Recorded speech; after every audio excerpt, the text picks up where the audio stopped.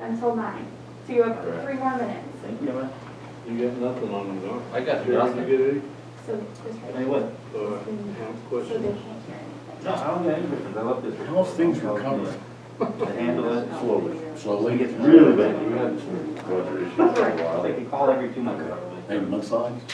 Not much. Really? Everything Yeah. was kind of very under. Or maybe like, maybe 2 weeks. They gave up on me? I don't know. I got an email from the guy about a week ago.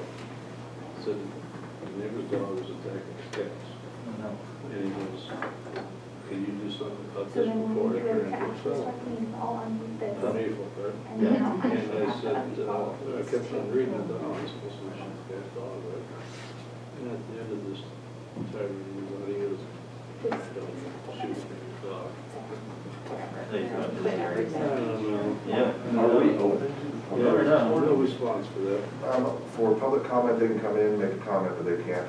One guy, once a month, he Yeah. writes So a they have to really go in the long, fire? They articulate. can come in a little fire because well, the not door's still locked. articulate, Hit the, yeah. All unlock A it, lot sorry. of extensive vocabulary that he uses all these words that is just Okay. mishmash.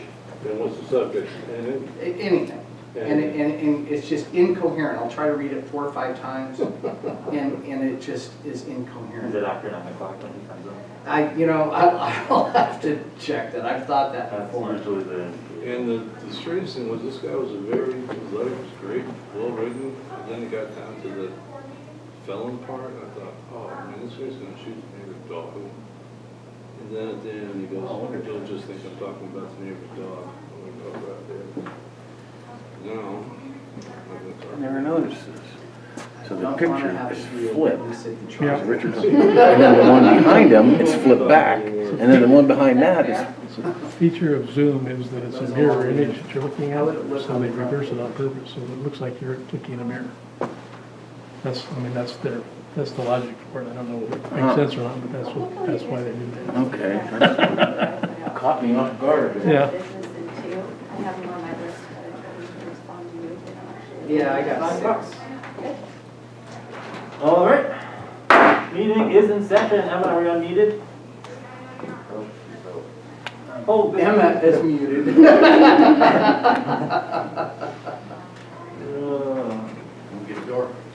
Meeting is not in session.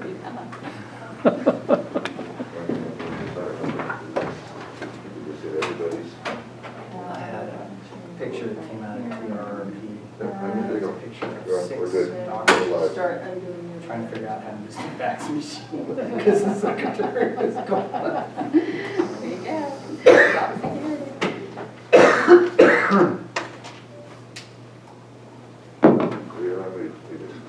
We're on here. Did I make this work? Testing, testing. Welcome to the March 2nd Board of Supervisors meeting. Hello, staff members and members of the public. Zoom information. If you need assistance with Zoom, please go to the Zoom support website. And the chat function on Zoom is for technical questions and inquiries only. Please do not make public comment on the chat function of Zoom. Having said that, Dr. Coons, would you mind leading us in the Pledge of Allegiance? Yeah, me too. Please join me in the pledge. I pledge allegiance To the flag of the United States of America and to the republic for which it stands, one nation, under God, indivisible, with liberty and justice for all. Thank you very much for that. We will go into public comment. This time is for information from the public on matters not appearing on this agenda or within the consent calendar. All comments are limited to 3 minutes and must pertain to matters within the jurisdiction of this board. When addressing the board, please state your name for the record and address the board as a whole through the chair. No action or discussion will be conducted on matters not listed on the agenda. However, the chair may refer the subject matter to the appropriate department for follow-up or schedule the matter on a subsequent board agenda. Emma, would you mind checking the Zoom Galaxy for public comment? Yes. Is there anyone Okay, let me start over. If there's anyone with public comment, please make sure you have raised your hand or messaged me through Zoom so that we can see you. Let me look now.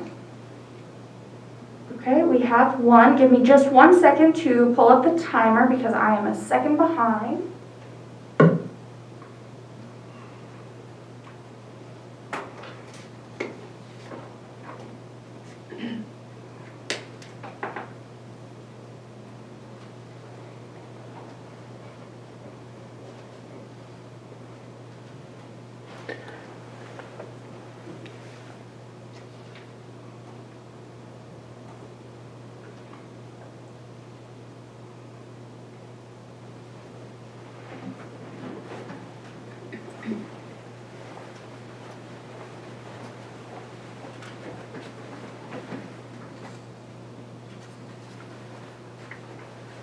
Can everybody hear me okay? Yes, we can hear you just fine. I'll wait for the timer. I'm almost ready. I'm so sorry. Okay.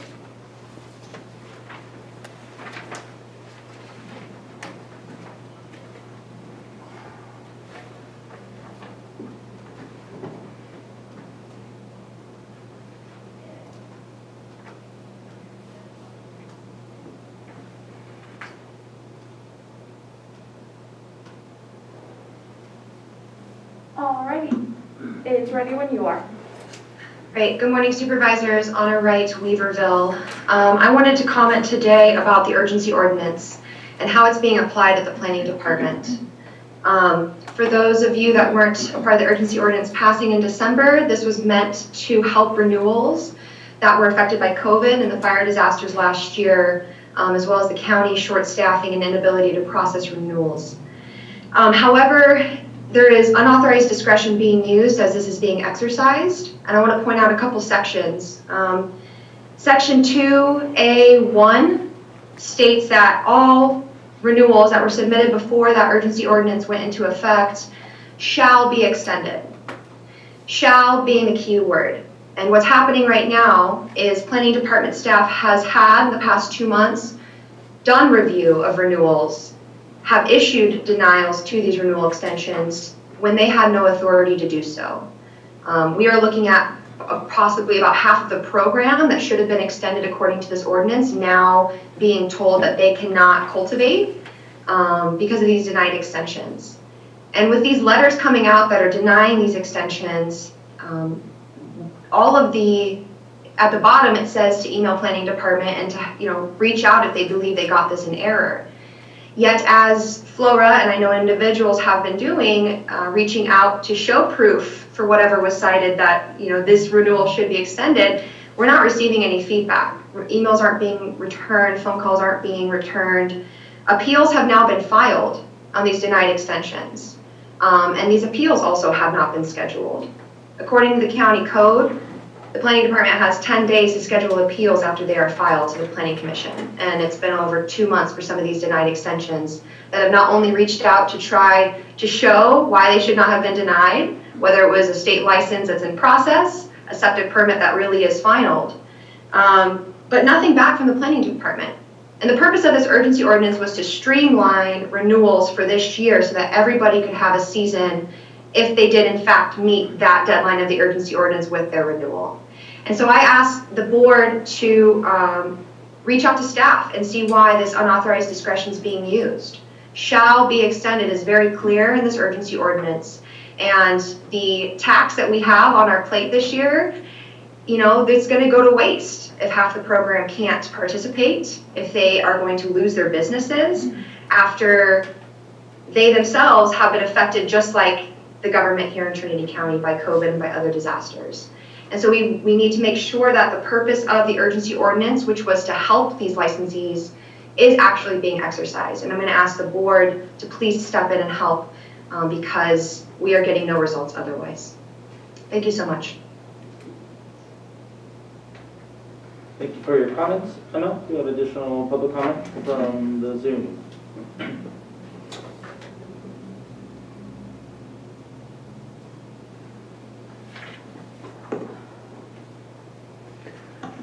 I have no more raised hands and no chats.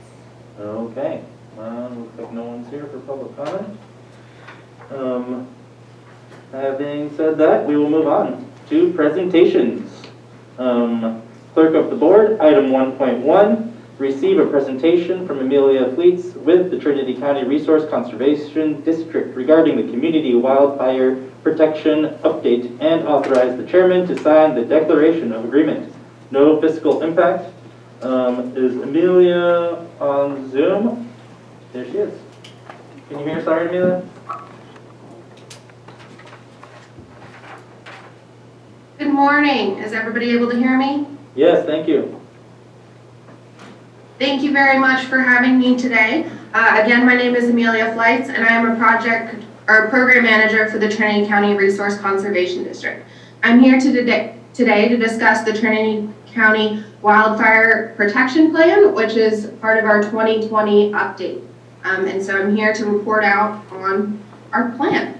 So why is fire planning and fire protection planning important in Trinity County? The Trinity County Fire Safe Council has been working for the past 20 years to work on the cooperation and coordination of wildfire planning. And we also work to maintain 13 fire-wise communities throughout the county. 14 if you include Willow Creek, which we share with Humboldt. And so with the Community Wildfire Protection Plan, the Fire Safe Council has worked to host monthly meetings to develop projects and also to hear and coordinate between our partnering agencies. Our next meeting is on March 25th at 1 p.m. If anybody's interested, please visit our website. With that, our previous CWPPs have brought in over $10 million in the last 20 years. That's not including some of our larger federal partners that don't have a value to assign to all of this because they're bringing it from their staff funds. So this is just grant funding that's been brought to Trinity County. And much of this work is being done by the Watershed Research and Training Center, as well as the Trinity County Resource Conservation District. We also do see some of our volunteer fire departments participating in these actions, as well as many of our federal partners as well. And so why is it important that we need to work on this community wildfire protection plan? And it's because we are seeing an increase in large fires across our county. In the last year, 56% of the total acreage from the largest fires reported in Trinity County were burned, and those were from the Red Salmon Fire and the August Complex. And so we need to look at how we're going to approach our changing climate. We also look to ask the community what kinds of projects they wanted to see in this plan. And so they would like to see more strategic forest thinning, more prescribed burning, more roadside shaded fuel breaks, more ridgetop shaded fuel breaks, and more defensible space around their homes. And so with that, we hosted community meetings in 2019 in which 263 projects were identified. Today, the project number is at 285, so we've had a few projects added since those meetings. At this point in time, we took all of those projects and we have now run them through our prioritization, which we have brought to the board before, but as a reminder, our landscape projects are ranked by proximity to the wild-and-urban interface, the fire history, proximity to the critical infrastructure, our wildfire hazard potential, and also the past project continuity. Our roadside and bridges, which are our linear projects, were also scored to include an ingress-egress. That information was provided by CAL FIRE as they did road assessments throughout the county. So from this information, we took all of the projects, we included the prioritization ranking, and we came to our cumulative scores. So here we have an example of our downriver polygon projects, and we have a cumulative score of 6, which is the highest priority, ranked all the way down to a cumulative score of 17. And so projects in our polygon or our landscape style projects include defensible space, strategic landscape thinning, and also ridgetops that are to be identified. And they are to be identified because they were evaluated at community meetings that a ridgetop fuel break in that general area would be beneficial, but leaving it to fuel and fire managers to determine which ridge line is most efficient to meet their needs. And so we look here and we see our red projects are in higher priority and our blue projects are in lower priority. Moving into the linear, we have a similar outcome. And so we have our roadside shaded fuel breaks and our ridgetop shaded fuel breaks. And here again, there were higher cumulative scores from our prioritization system. And so we have more of a salmon color with a cumulative score of 9 being highest priority in the downriver linear map, whereas again, the lowest priority is a dark blue. And so this was completed for each of the 5 divisions in Trinity County: North Lake, Middle Trinity, South Fork, South County, and Downriver. From this, we have now prioritized all of the projects, and we also look to update the wildland-urban interface as part of this process.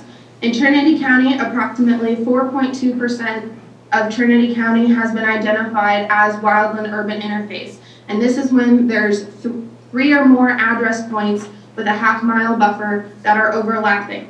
All of these areas are also buffered out to the nearest road, bridge, or river as part of being a strategical line for fire and fuel management officers as they implement projects, as well as look to prevent wildfire from entering these communities. We also look to identify intermix this year. An intermix is an area that has more than 1 house per 40 acres.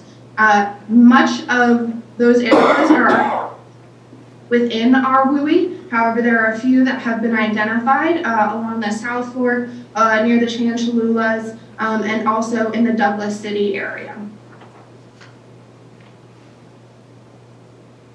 The biggest thing from the 2020 update is our recommendations. And so the recommendations, which there are 6 of, are that we work as a county and a community to provide post-fire resources as far as education, as well as sharing the wealth of opportunities to our community members after large fires. We would like to look at strategically landscape area treatments, because not only is it important to utilize the community's input, but also to utilize landscape treatments in the most efficient and effective manner. We're also looking as we address shortening burning windows. And so we see that many of our land managers and also our private landowners are being curtailed by not able to complete their pile burns in the burning window because it continues to be shortened. So looking at innovational ways to address this issue, such as air curtain burners and other options. We also would like to look at increasing the pace and scale. So we see that 42% of Trinity County has been designated as WUI, but we need to look at increasing the percentage of Trinity County that is addressed and treated every year. The Trinity County Resource Conservation District is currently working on a past projects analysis, which will identify how much of Trinity County's landscape has been addressed in the last 5 years. Furthermore, we're looking to support and promote maintenance. Many of the projects are completed at a low cost or cost-free to landowners, and we'd like to work with them to see how they can help us maintain those landscapes so that as agencies look for further grant funding, that we can look to further our impact and continue our effort to improve our fire-adapted communities. Finally, we're looking at our forest health management, and we want to continue to utilize the most current scientific research as it is available. We understand that as this plan is dated for 2020, that we may have more innovative and more accurate research to help manage and direct our decisions for fuels management into 2025. So at this point in time, we ask that the Board of Supervisors approve accept the Trinity County Community Wildfire Protection Plan, which is the 2020 update.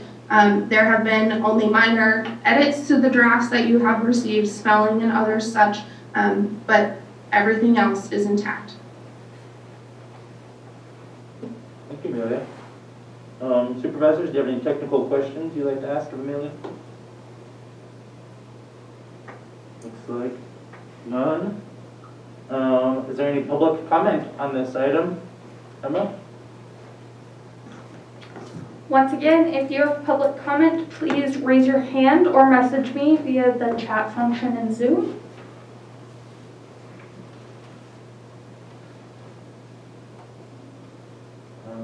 Assuming that there's none, Amelia, thank you so much for taking the time for this presentation and explaining it. And if we get any questions, we will field them your way directly. How's that?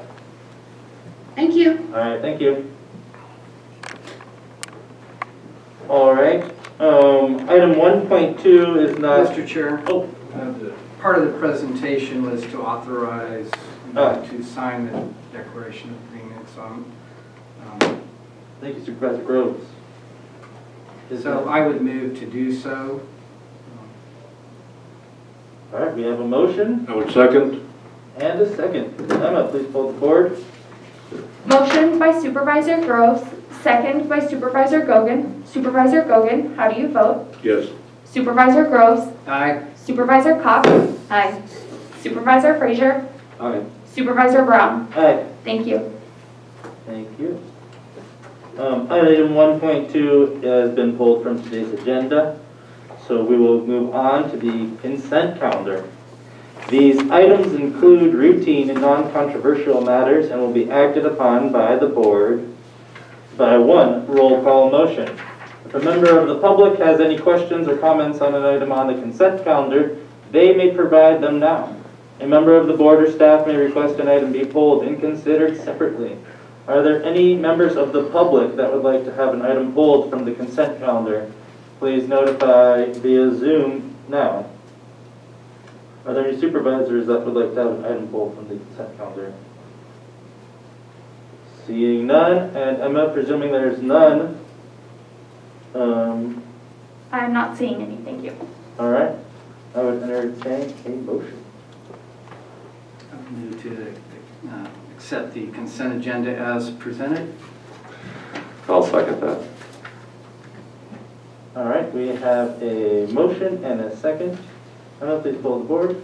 Motion by Supervisor Groves, second by Supervisor Frazier. Supervisor Frazier, how do you vote? Aye. Supervisor Groves, Aye. Supervisor Cox. Aye.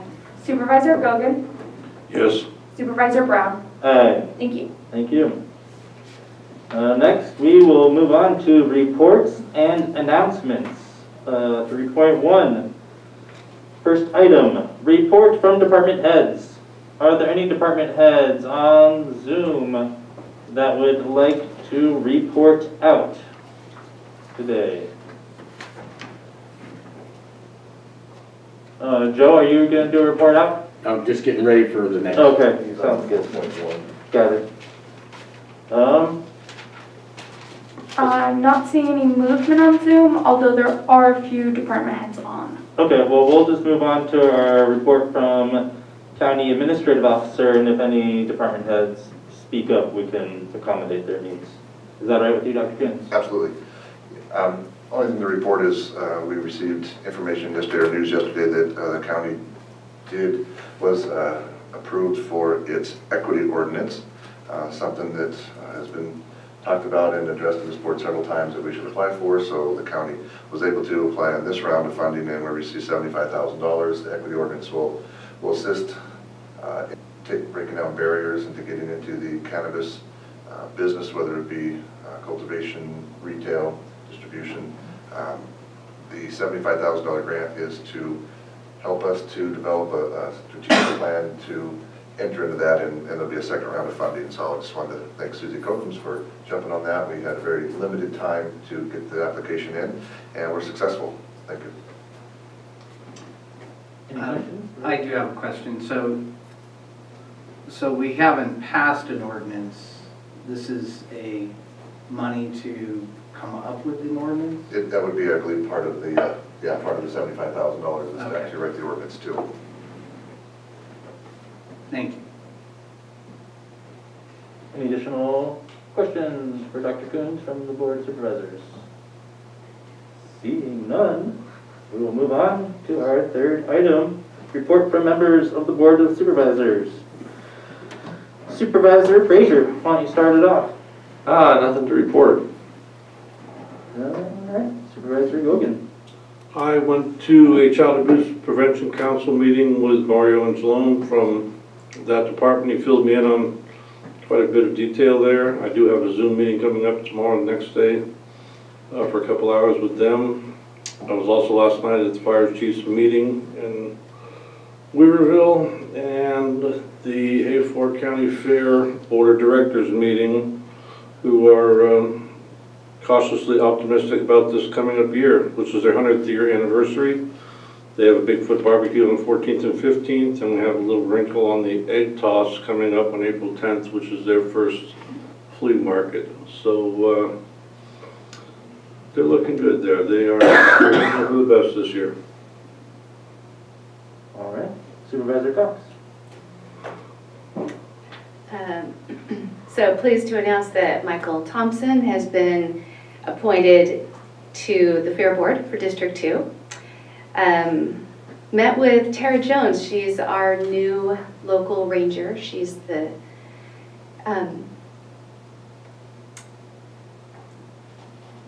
sorry, can't finish that sentence very well.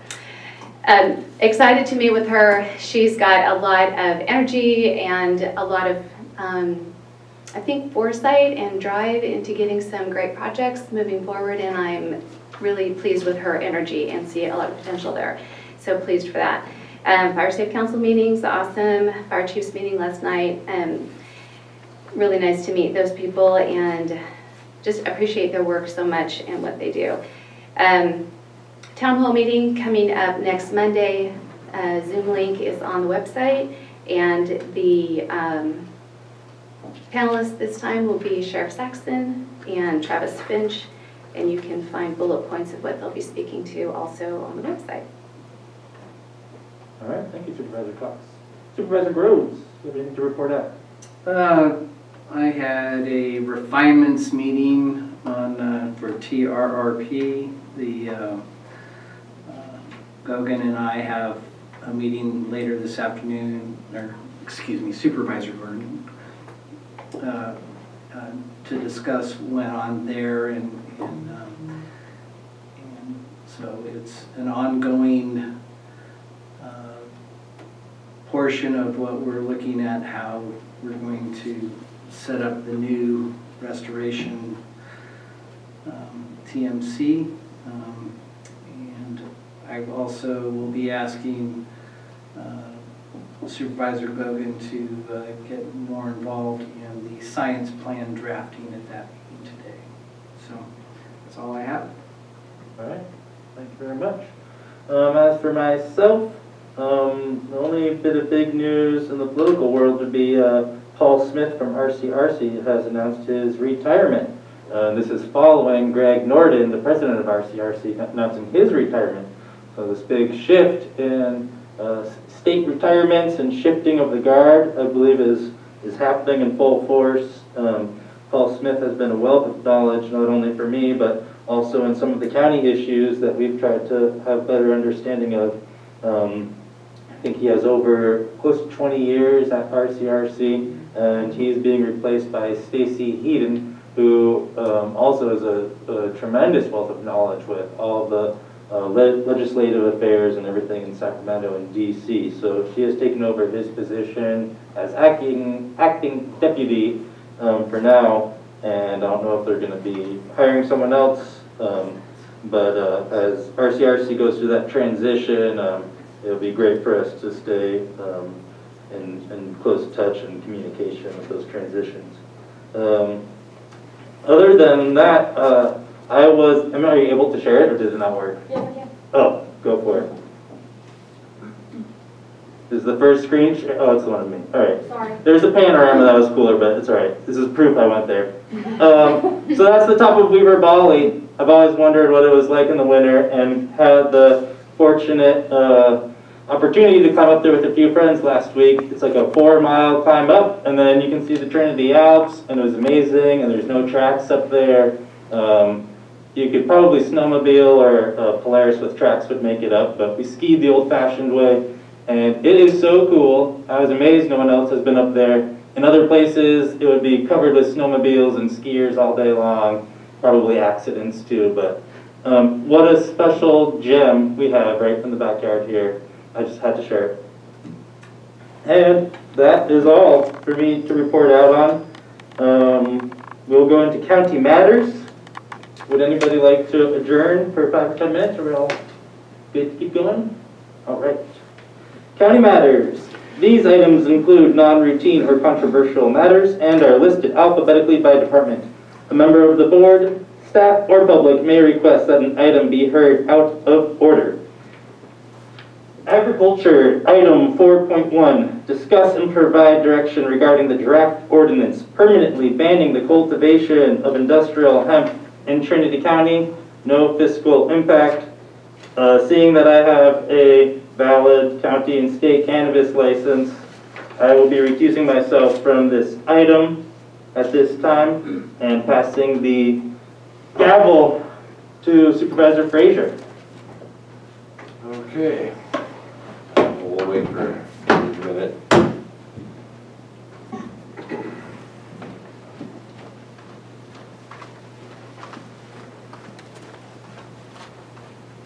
Well, it's only hemp. You're not gonna leave the room, do you? Okay, with that, I guess we will take up item 4.1 and staff. Good morning, Joe Moreno, I'm your agricultural commissioner. So I noticed in the summary, we must have made a mistake because it says on August 6, 2020, the urgency ordinance was extended for 10 months. And on May 19th, 2020, it was extended for 1 year. That would assume we went back in time. So I don't think we did that. I think the dates are flip-flopped. Anyway, so we've been under a urgency moratorium for the better part of 2 years. And we were instructed to, the clock is ticking, and my information is that we are able to do 2 emergencies, and then we have to do something, and this is just something that we are trying to do. So today's is just discussion. We wanted to get it to you, have you a chance to look at it, come here and take questions. So in summary, I would say that the moratorium has worked rather well in the last 2 years. We haven't had any complaints, and we probably saved somebody some money trying to grow hemp for profit. Other than that, in addition, we did a grower survey early on and got very little interest in hemp.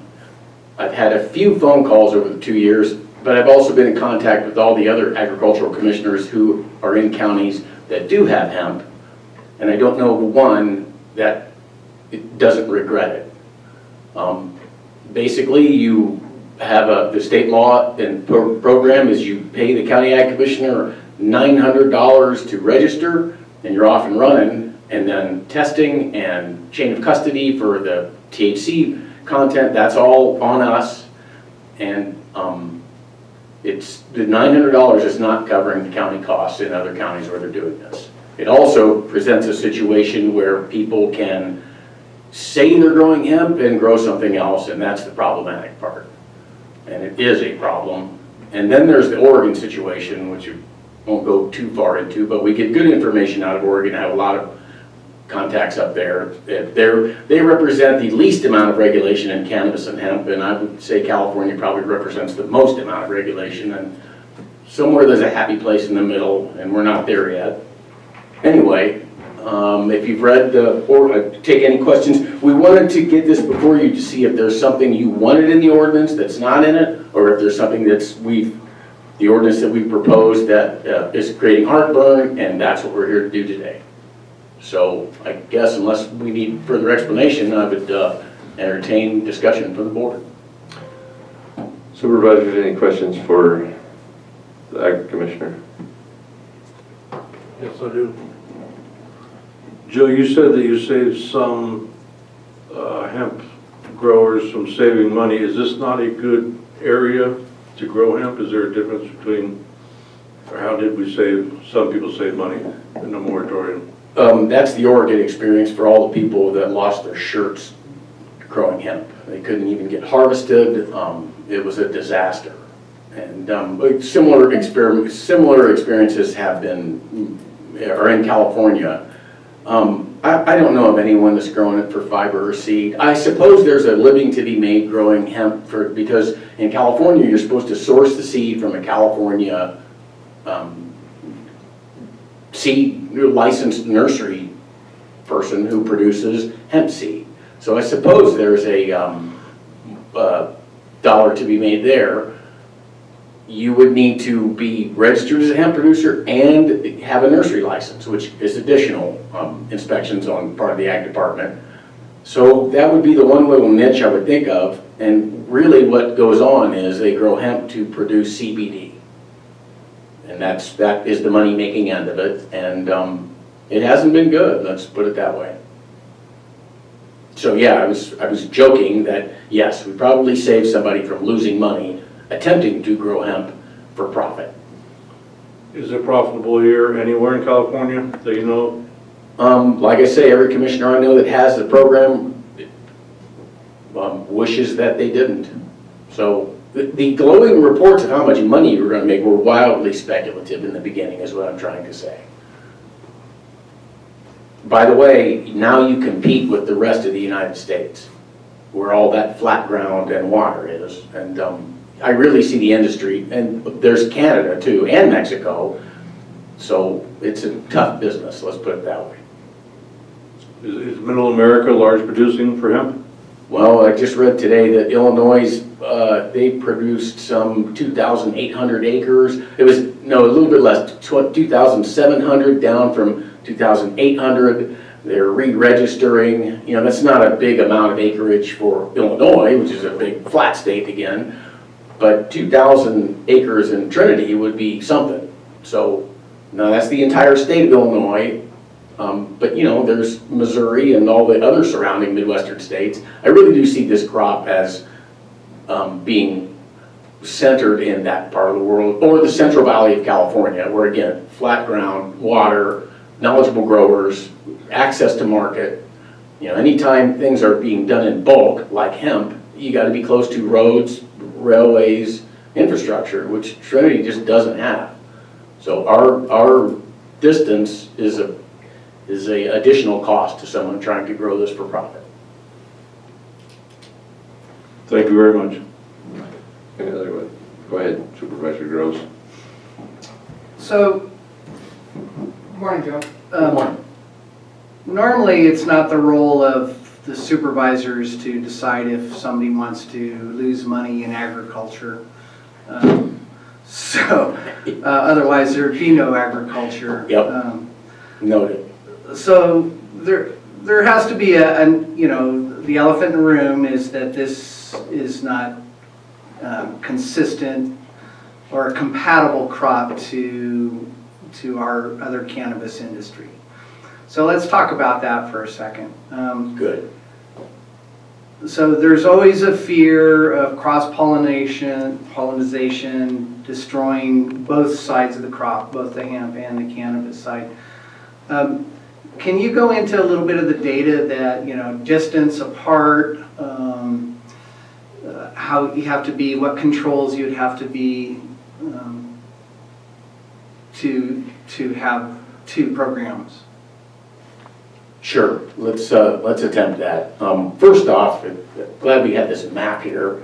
As all of you know, the Forest Service has 85% of the county, so it's not just illegal to grow cannabis, hemp, zucchini. You can't grow anything on the Forest Service except trees, and they're the Forest Service. So 85% of the county, it's already prohibited.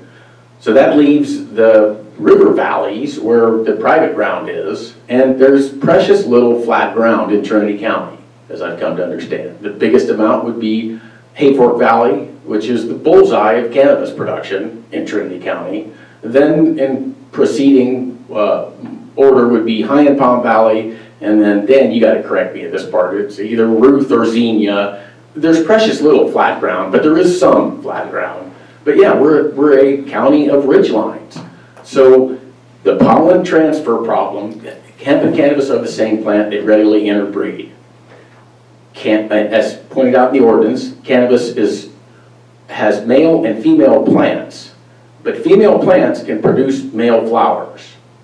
And it's important to note, You can buy feminized seed that has been produced from plants that are self-pollinated, that have a very high incidence of female seeds.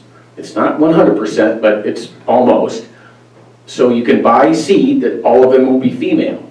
However, feminized seed has a much higher percentage of Hermes, or female plants, that produce male pollen. So were you to grow hemp from feminized seed, which is a common practice, so you don't have to pull out 50% of the males, you will still have this male flower pollen drift problem.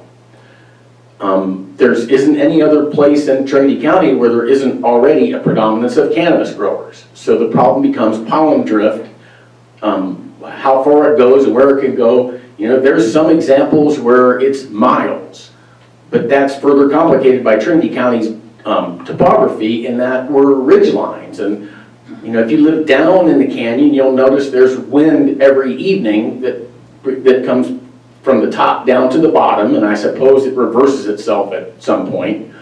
But trying to predict where the drift would be is, it becomes complicated. And then it's not just the drift that's coming off the plants producing pollen. People living there, working there, vehicles, they also can be a vector of the pollen. Pollen is microscopic. It's wind pollinated, so wind carries it, so the plant is evolved to breed using wind. It doesn't have insect pollinators, and essentially a pollen-free, male flower-free period is what you would need to have hemp and cannabis in the, growing in the same region.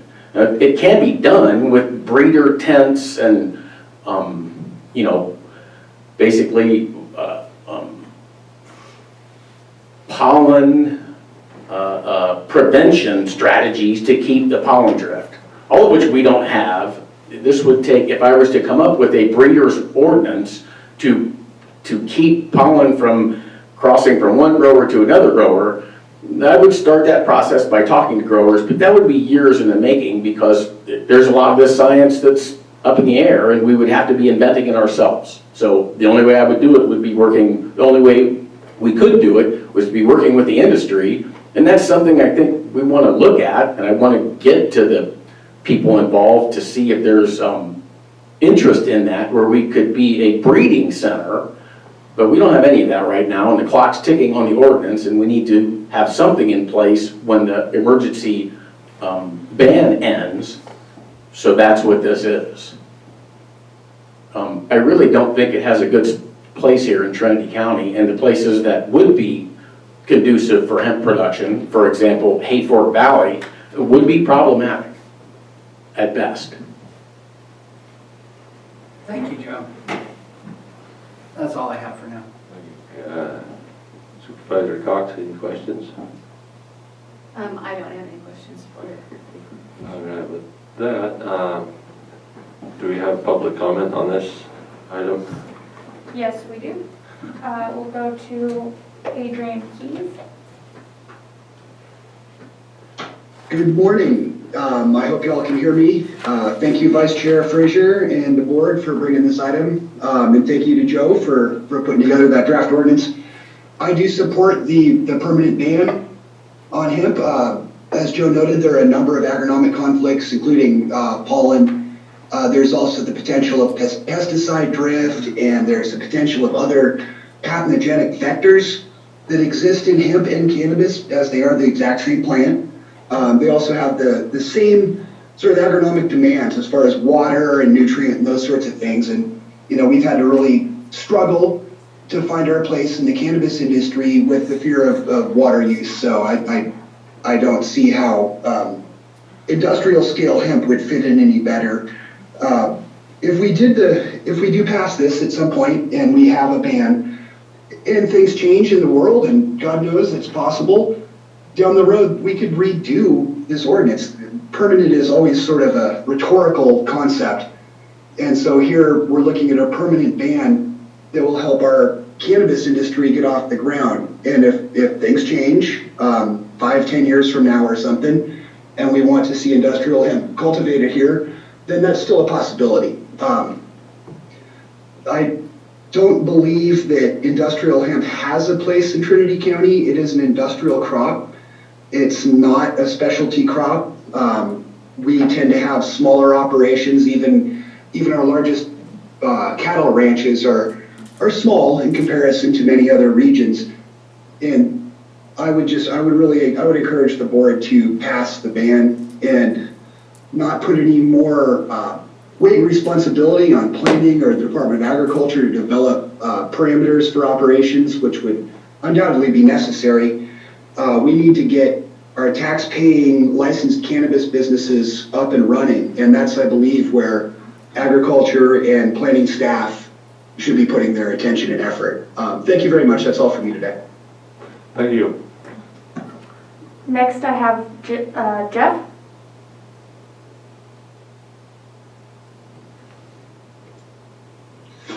Hello, Jeff Cabela from Xenia. Sorry, my dog's barking. I'd just like to support the ban. You know, our ag department, Joe just spoke, and he says it's problematic at best. So best case scenario, it's a problem. There's been so much resistance to cannabis in Trinity.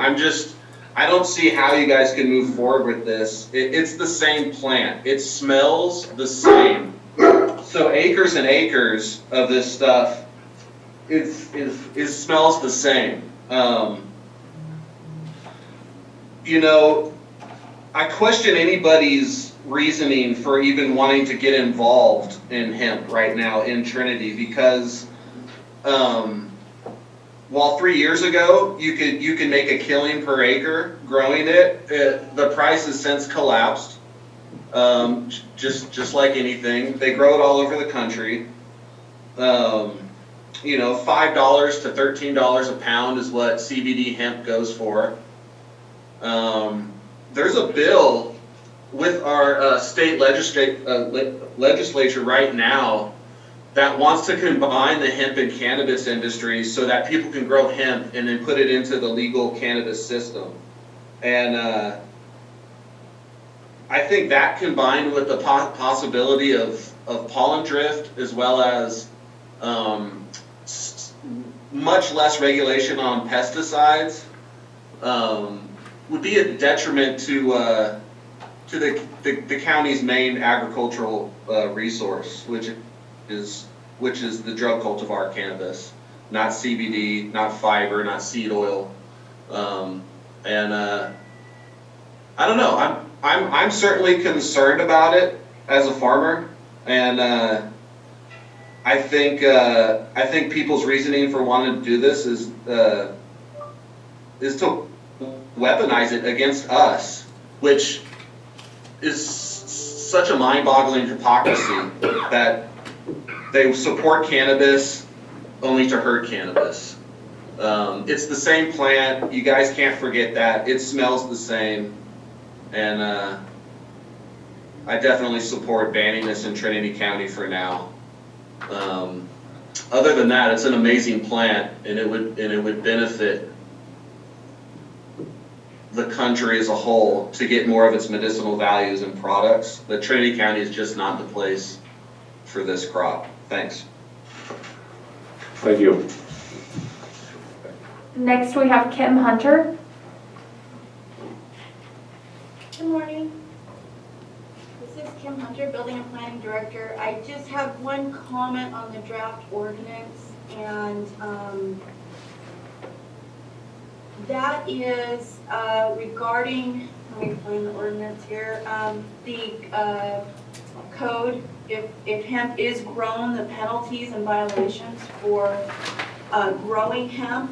In August, we enacted, or September 1st, enacted a new code for 8.90, which is our violations, and that added a separate section for cannabis infractions, and that is what I would suggest.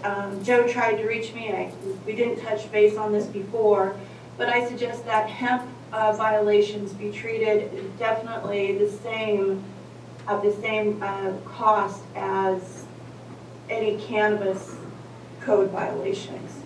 And that was kind of, that area was left blank in the draft ordinance. And those violations are for first offense, $1,000 for first violation, $2,500 for a second violation, and $5,000 for a third and each additional violation. So that would be my recommendation. Thank you. Thank you. Next we have Matt.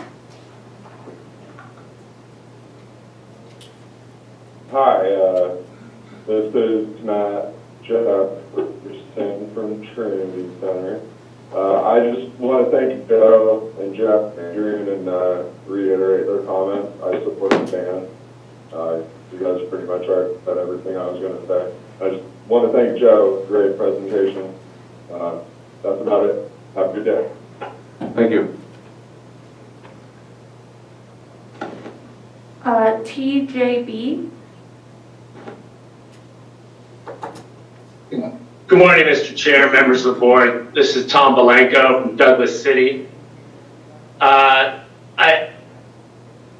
appreciate what everybody's saying on this subject, and I understand where this ordinance is coming from.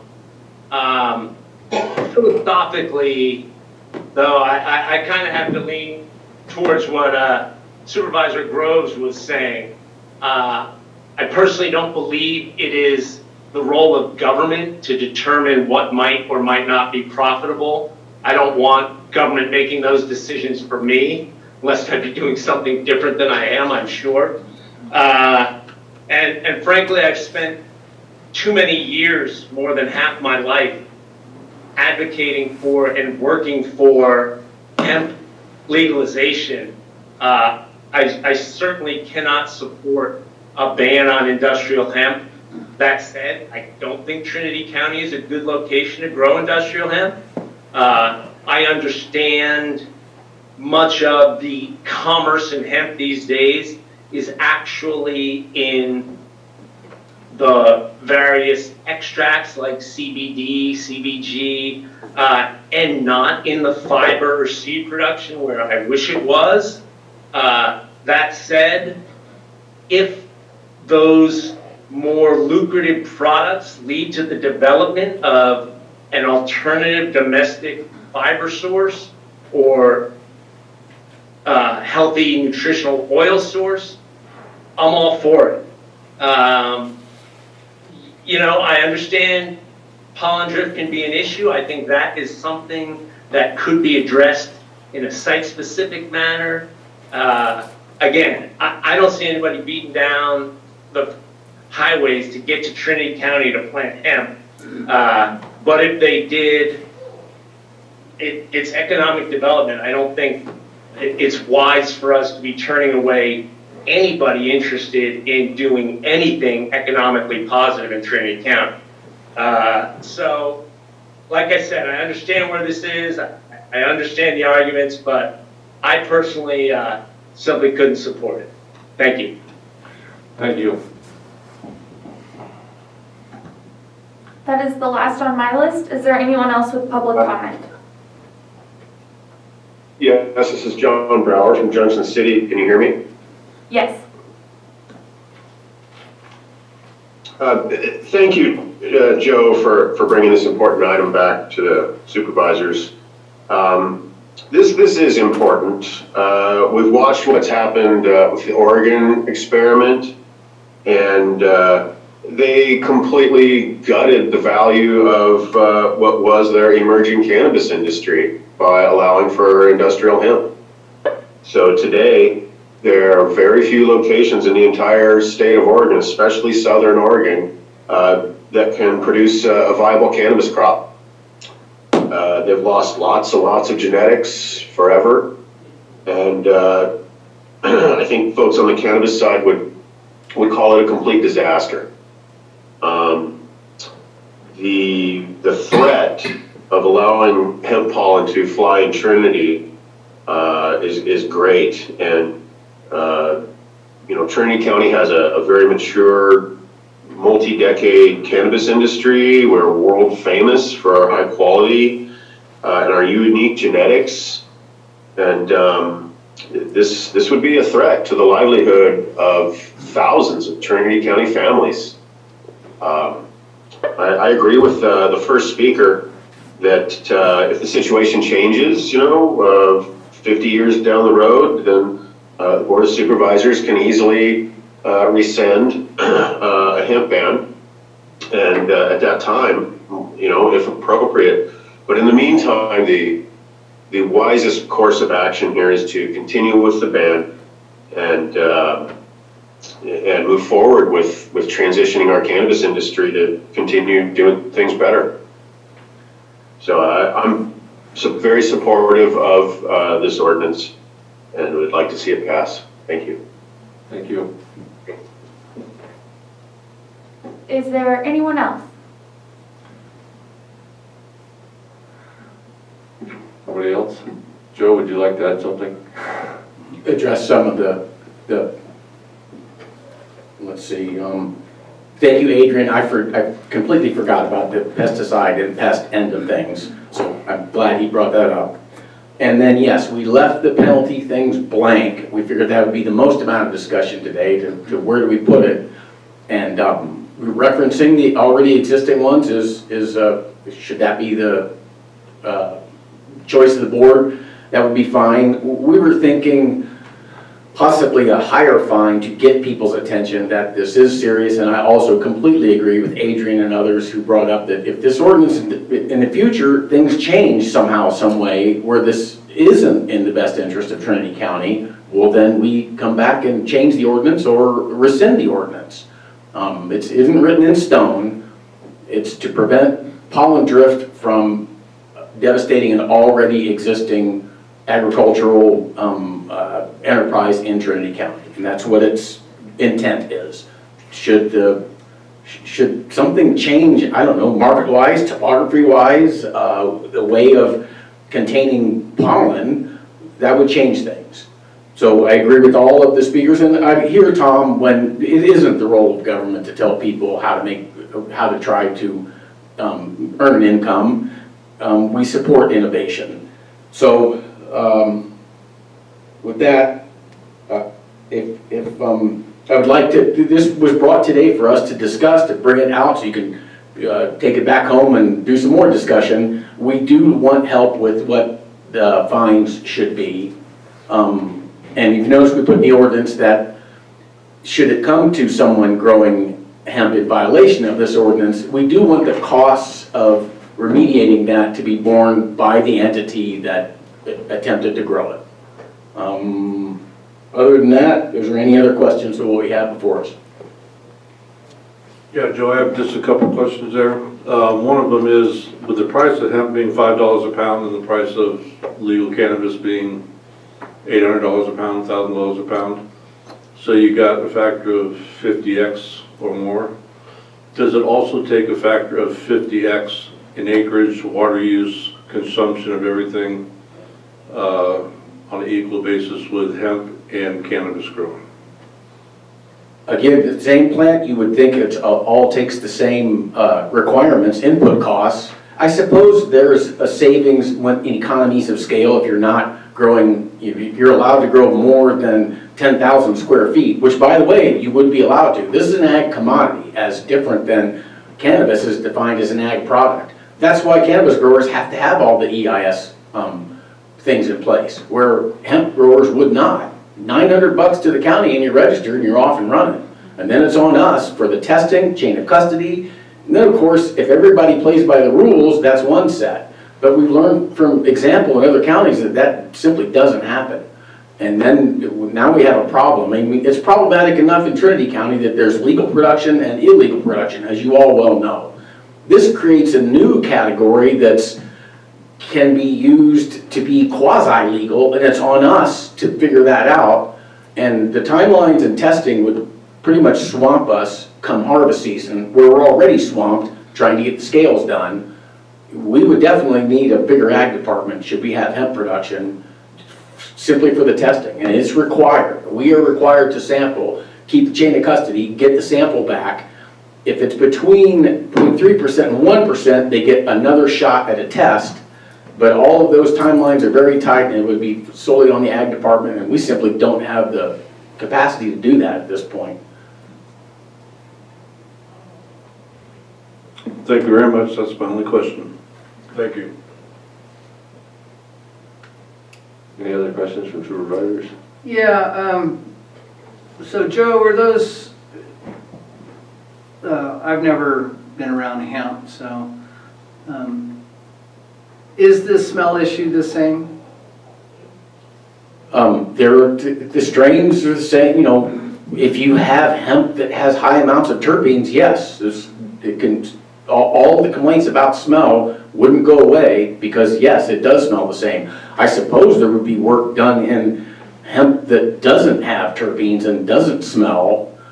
I'm not aware of any of that. I would have to refer to my growers group to answer the question, is there a hemp variety that doesn't smell? But in terms of water use, and like Adrian says, pesticide use, all of those issues that the cannabis industry faced, it's the same issue. I mean, there isn't a big flat part of Trinity County with a whole bunch of water and deep soil that's sitting out there ready to be converted into hemp. Like I say, Hayfork Valley represents what would be the most ideal, and it isn't even all that flat or has that much water. But yeah, you would be, if you had hemp production in the middle of Hayfork Valley, you know, I would predict a range war. And although I agree with Tom that it's not government's role to tell private entities how to try to make money, but it is government role, the Ag Commissioner's role, to prevent range wars. And that's what I see on the horizon. Should we not do something about the temporary ban running out of its clock, which happens this year? That's what this is to do, to answer what do we do when the moratorium ends? And that's what we're attempting to do. And I do believe we can, if it doesn't fit later on down the road, we can change it. So my next one is on to the ordinance itself. Oh, good. Industrial hemp versus hemp. Industrial hemp is, I looked up hemp and it's defined as, the lack of THC. But what's the difference between growing hemp or industrial hemp? So, well, since this is an ordinance, a legal document, we just adhered to the current legal definitions. The the DEA is the one that made the definition. The USDA adopted their definition, and California subsequently adopted, and all the other states adopted those definitions. And by it being a commodity, it's ag exempt from all those, the requirement for an EIS. So it's fundamentally different than cannabis in its legality. But I'm not talking about between cannabis, I'm talking about industrial makes it sound, just by its definition, that you're in a large-scale agricultural situation. So if those numbers are right, we're talking like you'd be grossing $10,000 an acre, so you'd have to have, 200-300 acres of it to even pay the diesel bill. But what about, does this ban, the guy that says, hey, I want to do my own CBD oils, and I'm going to have 100 plants of that in my backyard. So that's what I'm talking about. Hemp level industrial commercialization versus does this ban a small person growing some hemp? Have had a lot of discussion about this. It's my belief that the 6 plant minimum that everybody gets to is the law. And so you can grow 6 plants. So if there's 6 plants that meet the definition, 0.3% THC, so be it. I don't look at...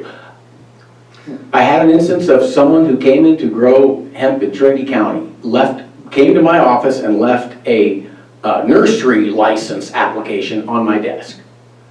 So I contacted him and said, hey, I want to come out and take a look. And that's where I learned that the feminized seed was like 30% producing male flowers. He had already grown them. I looked that day to see if there's any males, and there weren't. And I said, well, what do you tell your neighbors? And he said, oh, I just tell them it's cannabis. So I said, you're lying to your neighbors. I can't protect you. You know, this is, the ban is a ban. He thought it was just for commercial. And we came to the same conclusion.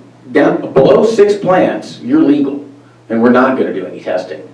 So there is that window. So maybe that should be spelled out in your ordinance? I would just refer to the state law. Well, I don't want to get into writing it, but maybe some sort of thought process go into having that spelled out so it's clear in the future. Insofar as... This is John Brower. I have a comment on this subject before you go further. That might be... I'm sorry, public comment period is not open right now. All right. So since we're not finalizing an ordinance. Yes, this is discussion. I'm just requesting of you to put that in your thought process. And it has been. And so if you're fine with the way it is, okay, I accept that, but I just want to make sure that that is in the thought process. We did struggle about at what level do we not get involved, and my belief is that's 6 plants or under, just like we don't get involved. Okay. But you're saying my belief, you're asking us to pass an ordinance, so I want that clear. Any questions? And that's it. That's what I have for now. Thank you, And Joe. on that note, I'm open to all of some wordsmithing. That's what we're here today. If there's something in here that's heartburn, please let me know. And if there's something I missed, please let me know. So that's what I'm here today to do, to flesh this out and seek input. And by the way, people out there in Zoom, please feel free to call the office, comments, and if we can make this better. On one of Supervisor Grove's question, your response was, I need to contact my growers group for that answer. Who is your growers group? The growers group is the Trinity County Agricultural Alliance, who they're a little more than a year old now. I believe you've been to a meeting, and so has Dan. I have. I didn't know if it was a larger context, statewide or something. It's I just don't local. know their current numbers. Basically, I was involved in the first couple of meetings, and they were off and running, and they obviously don't need me anymore because they are gaining membership, and it's the group I refer to in matters concerning cannabis or hemp, because they just have much more knowledge than I do. So. And are you getting information from any place other than that growers group? We did a survey early on to see what interest there was, and that's where it almost to a person that came back that they did not support. They weren't interested in growing hemp in Trinity County. That's where we started.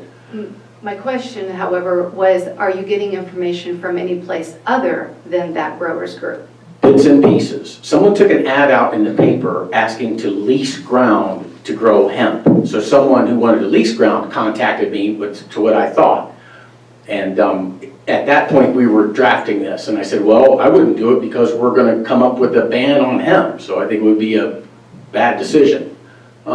Just in discussing with the person, I should have brought this up and I didn't. It occurs to me now after talking to people in Oregon, who's to say whether that person trying to lease ground to grow hemp was actually going to grow hemp? You're assuming that they're being upfront. And the data clearly shows that that's not true. So upwards of 60% of Oregon hemp growers are masking as cannabis growers. So when you say the data clearly shows, yes. Where is this data coming from? What's the source? Oregon. What is the source? Well, like you have to. I guarantee I wouldn't throw them under the bus. I have contacts in the Oregon Department of Agriculture. They're going through this right now. So I'd like to keep it at that. We can talk offline why. They're not ready for their report. So we don't have any published reports, No, in other words? no. Okay.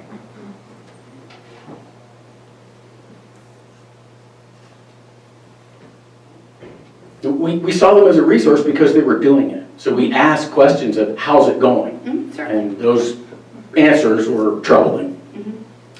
The numbers that you provided on water, I don't know that I heard numbers on water consumption. I'm assuming it's going to be the same. It's the same. That's what you said, you had assumed. Because the little bit of research that I did showed that it uses far less water. So we don't have any numbers on that yet. Where was that from? That I can't cite my source either. Oh, okay. We'll I guess we'll both do that. notes. Yeah, okay. That's fair. Not a problem. Not a problem. But I think that what that shows is we've all got a little more digging to do. Yes. This feels a little bit, I guess well, I'll save it for discussion. That's the end of my questions. Yes. Which is why we brought it in this form and fashion. We didn't come to try to already start the public, waive the reading and all of that. That would be the next meeting. And what we have 2 to do, correct? To do it according to county code. Okay. This is just kickoff. I think from the water usages, in my experience, you would be looking at per plant less water, but per acre, per square foot the same, because they're planted in a different. So versus a big 10 by 10 square foot big girl cannabis versus basically what I've seen is more corn-like in more plants. So. I mean, that makes sense. Yes, if you're seeking bud, yeah, you would want, there would be some difference, but keep in mind, let's say the close packed growing style that grows for fiber, like is in Denmark and other places, they put lots of seeds per square inch and they grow up tall and straight because they can't find sunlight, right? So if you restrict it, don't top it to force branches, it'll grow tall and straight. But the fact is, nobody's growing it for, and I keep asking other commissioners, is anybody growing it for fiber? And I mean, it's grown for CBD. Well, once you're growing to extract, you want tops just like cannabis too. So perhaps there's a little less water, but it isn't like Trinity's flush with water. It would be a constraint on water use. I guess is where I would. At some point, the fact that they're both the same species, their water demand is going to bottom out very similar. Yeah, different growing styles for maximizing what it is you're trying to harvest would make a difference, but I don't think it would be a significant difference. I'm done with questions. But Keith, we can think of something. So there's grapes, no doubt, that take less water than other grapes, right? Sure. But there's a minimum amount you gotta have to keep the vine alive. I guess that's what I'm trying to point out. There could be differences in strains, but there's, it's not like it's a xeric adapted crop or anything. Right. No, I understand. So Joe, going back to that, and the 10x, 100x factor, to come up with the same amount of dollars, you're looking at using 50 to 100 times the amount of water to make the same dollar on a hemp plant as the legal cannabis plant. Yes, if unless there's some niche, like I said, seed production, there's some really value-added thing. Yeah, you would grow it in much greater quantities, much larger acreages, and that's what we see in other parts of California where they're doing it. 50 acres, 100 acres. I believe the one up at Tule Lake was 200 acres, like row crops, and not like what we see in Trinity County, tiny little plots. I don't know how you would make money on tiny little plots, unless of course you're a nursery dealer and you're producing seed for sale to other hemp growers. That's concerning to me, to use that much water that we don't have here, very much so. And also the infestation, I think when you grow close together like that, you are looking at a bug problem and more use of pesticide problem. And it just doesn't seem like it'd be productive here. So at this time, we should flesh this out and read, look at this a little bit more. Well, it's difficult predicting the future, but let's think about that. Someone grows a 10-acre plot somewhere, and they do get mites and pests, and there's no requirement for them to mitigate it. It's up to them, or they could say, I'm growing organic hemp, I don't use pesticides. Those pests infesting other growers, if I was a grower, I'd be pretty upset about it. And I don't have any legal authority to do much about it except to tell the legal grower, oh, here's all your pesticide options. Well, at this time, you can't even grow that much in Trinity County legally. Well, hemp would get around that. There would be a way to get around that. Oh, you grow fence row to fence row. It's a commodity. We don't have a way of stopping it unless we enact the ordinance. I find that problematic also.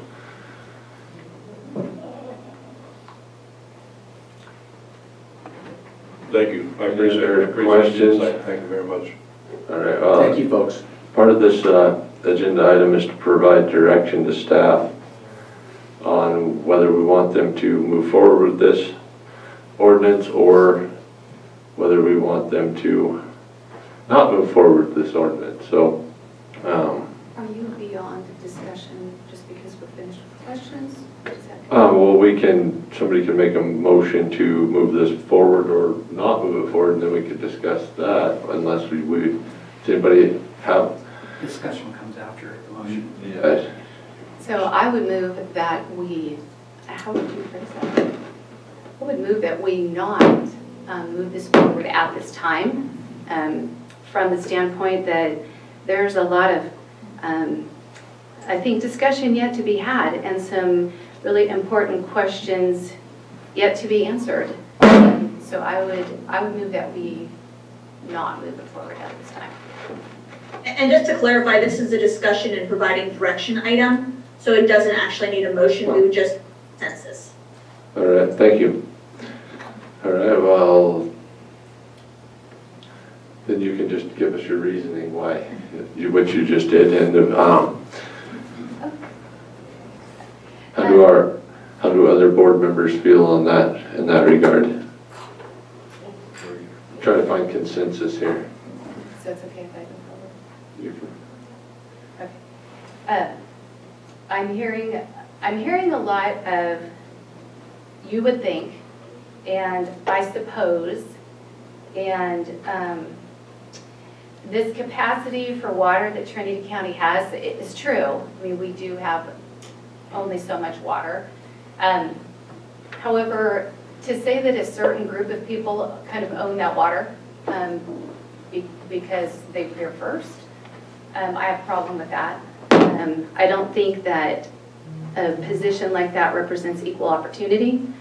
I did poll my district and got a good bit of response. There hasn't been time to get a ton of response, but those who jumped in quickly, I'm hearing things like, this looks like a planning and zoning issue to me.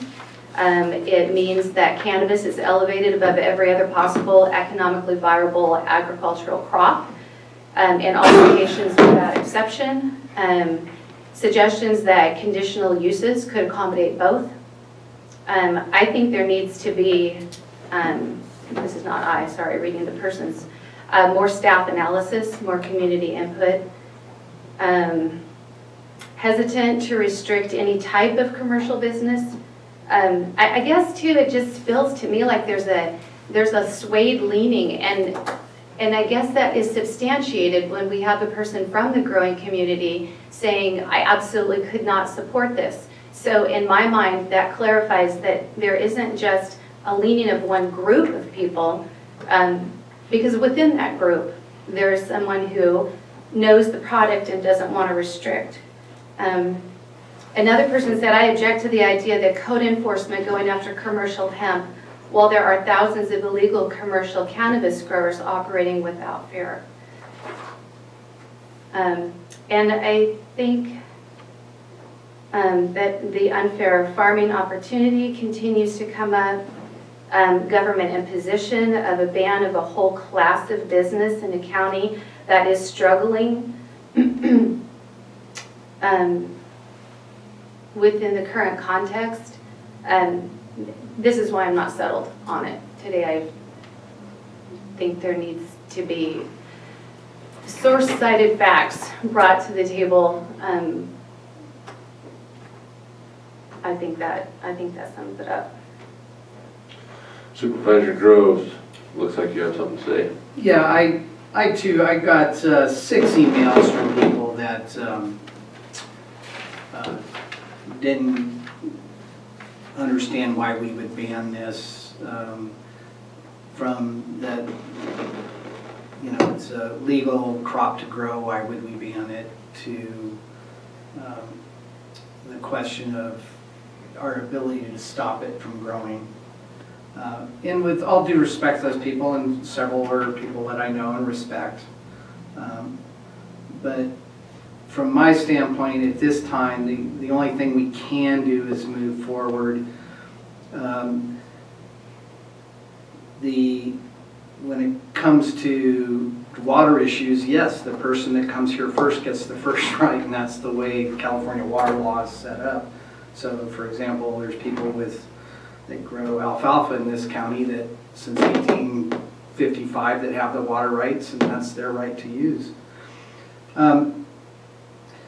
But from a bigger picture, so far in this country, it hasn't been a really compatible crops, and due to historical reasons that this county has more leaned towards cannabis than hemp. And I think it's important from a public safety standpoint that this may not be right, but the fact is when Joe says a range war, he's talking a 1880s range war. This is not just people getting upset. This is a public safety issue. You will see some really bad things happen if these two things fought. I think with this, if somebody wanted to convince me that we should make this for 5 years or 7 years and then relook at this, I think I wouldn't have a problem with that. Things change, but at this point, in my years of experience in agriculture, I would have to support this moving through. I don't see a real good opportunity for this to be compatible at this time. But perhaps a sunset date to be incorporated? Just something to remind us to look at it with the sunset date. And again, if that's not the will of the board, I'm fine, but I could go along with something like that. I would agree with Keith. I think he made very valid points. There's a few other points with the cross-pollination, the amount of land, water. I also don't agree with it permanent. I would like to see some sort of sunset, and maybe by then, 5, 7 years, we have a lot more information on pollen drift, how much water. We certainly give our planning department a little bit more time to catch up on the legal cannabis industry that needs to be done. So at this time, I would be in favor of banning industrial hemp in Trinity County.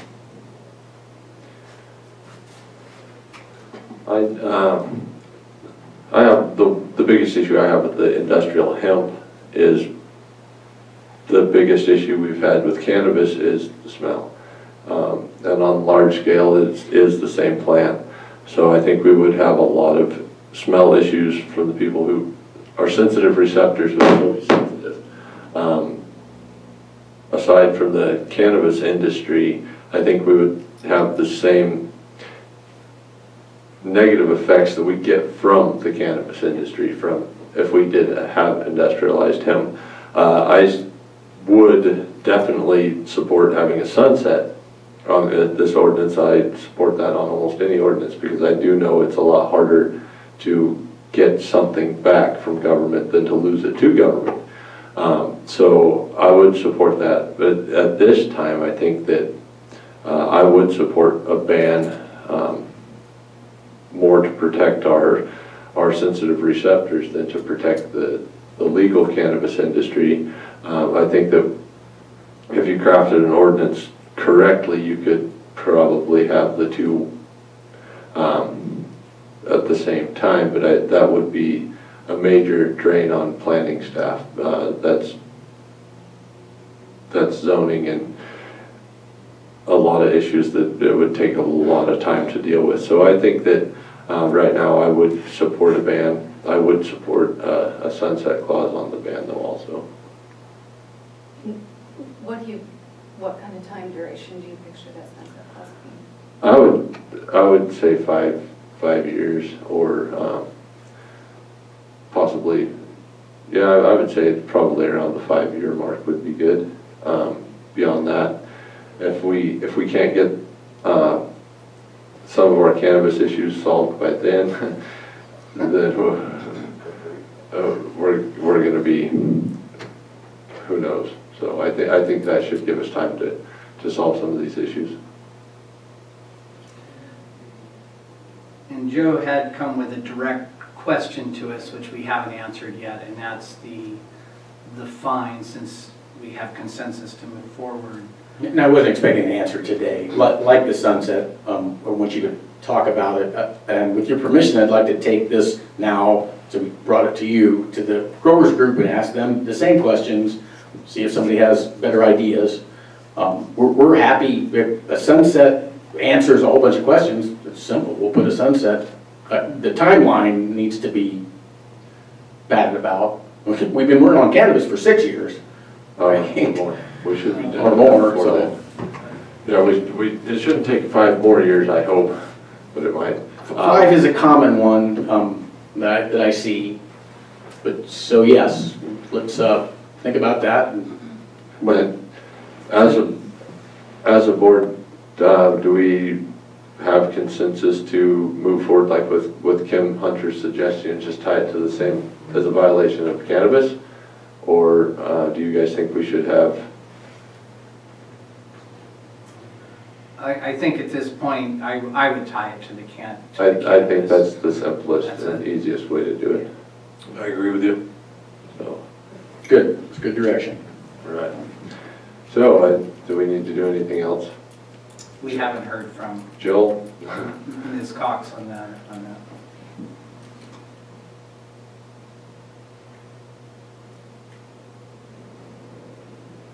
I guess I'm just feeling a little bit like it's a one-sided input. I mean, I'm trying to think, well, then what would I direct you or ask that you do? When you go to the growers group, how would we get a little bit more balanced input than just from the growers? And I hear what Supervisor Gross is saying. I don't know exactly how that works. Water rights go to the person who's here first. The one that filed on them first, yeah. Okay. But these folks, I mean, how do the water rights exactly work with cannabis? Cannabis is different than hemp. So I have water rights that stem from 1880, enormous size water rights. I can use my water rights to grow hemp. I cannot, cannabis was put through that you have to have special water rights. You have to reapply for water rights for cannabis. So, which is a very weird thing. I can grow any other crop on my water rights except cannabis. So every cannabis grower has to file with the state water board to get their water rights. When take example, my stream, if I have the water rights and somebody else wants to grow in there and they apply to the state, they say, no, that stream is appropriated, you don't get water rights. So that's pretty much California water law. Very complex water law put down into 30-second. Quarter point. I'm not sure I'm clear. It has a long history. Cannabis has a different set of rules than hemp does, because hemp is an agricultural product. So I could grow oranges, walnuts, almonds, anything with my existing water rights. I think where I'm unclear is I'm understanding what your water rights are. I'm wondering what the growers' water rights are. What right do they have to really control water consumption for their process? You mean cannabis growers, right? Cannabis growers, Yeah, whereas it would exclude, in other words, I wanted to come here today and grow hemp, can I not get water because the cannabis growers have a right to that? But No. The only thing that would stop you is whether you had water on your property, and I think that's what these guys were talking about when they were talking about water usage. It's not so much that there are most of the places where you could actually grow hemp in Trinity County already have a water shortage. We don't have the huge aquifers to draw from, and most of our flat ground is fairly dry ground also. Or it's surface water, which It's creek by creek. Yeah. So it's zone by zone. So the Trinity River, I believe, is the only fully appropriated river or stream that we have. So to get that, but if you have a spring, they would decide on if that spring you can take X amount of water from that, and they would give you rights to that. And I guess a little bit of concern moving forward in my mind yet remains that sometimes we tend to make decisions without exactly all the information, and it seems to be the best thing at the time, you know, all best intent for sure, but we don't have a crystal ball. So I wonder if we might be willing to lean toward moving the moratorium forward with maybe a 3-year sunset clause, so that if something were, you know, and if it's great, then 3 years comes by, it comes back, we're like, nope, love it, working well, move that forward, but maybe just revisit a little bit sooner? So I've heard 3 and 5 and 7, at least they're all prime numbers.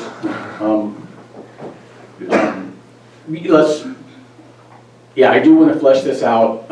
Keep in mind, Keith said product, he meant to say commodity. That's the big break here. An ag commodity doesn't have to go through all this stuff, as all the other ag commodities. Keith could switch to cotton if he wanted to. Now, cotton takes a lot of water, and it probably isn't going to do very well, but yeah, that's up to him. However, cannabis, it's different. It's a product, and we have water resources up here to check on each and every one of those growers' ability to use water, where they source it, how they use it, and it's a lot of regulation, and they are very predominant here in Trinity County. In other parts of California where there are existing growers, irrigation districts, a whole infrastructure, they have their own inertia to deal with water resources. Up here, if you look at water resources maps of where they're doing work, it's in Trinity County, Humboldt County. We're very much, what do you want to say, on their bullseye screen and the work that they do. Now, we have the salmon runs too, so Fish and Wildlife too, so that's what predicates it. But no, fundamentally different. This is the one product that's not a commodity. And that goes back to it's still listed federally on Schedule 1. That's the reason behind all of that. We legalized. The state gets money from the feds for the highways, and they didn't want to put that money at risk. So that's the whole Cole memo and all of that. And yes, it's treated legally different than a commodity. And I didn't write the rules. I'm trying to live under them. So I think that maybe you can have a suggestion of time. I think there's consensus to have some sort of sunset clause now. You can work on that, and then we can have a vigorous debate when it comes back to us to look at that. Excellent. And with that, I'll let Mr. Chair do his job. Do you feel like you've got direction? Yeah, the direction I hear is that use the existing cannabis violations for the violation part, and have some sort of sunset. I'll talk, the ones I see in state law typically are 5 years. So I guess if I had to vote, I'd guess for a 5-year one. Let's bring that back at our next meeting and see where we come up with. And in the meantime, I'll contact, when I said the growers group, that's the growers group I use because I helped found it, and it's the growers group in Trinity County. I will also contact the consultants and other people, and of course, you know, I'm listed in the phone book and on email. People want to call me up, and they do. We take their input too.